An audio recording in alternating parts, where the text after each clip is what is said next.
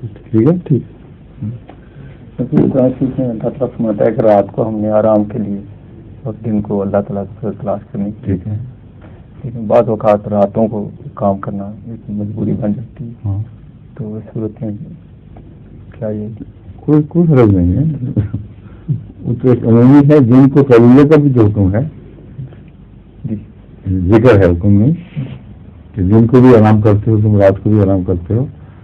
تو جو رات کو کاموں میں وقت گزرتا ہے وہ الگ مسئلہ ہے, اس کا وہ استثنائی حالات ہیں. ایک عام قانون قدرت کے طور پر یہ عمومی ذکر چل رہا ہے کہ راتیں سکون پیدا کرتی ہیں. دوسرے, ہر شخص کے آرام کا رات کے سکون سے تعلق نہیں ہے. رات کا سکون فی ذات ہی انسان کی بقا کے لیے ضروری ہے.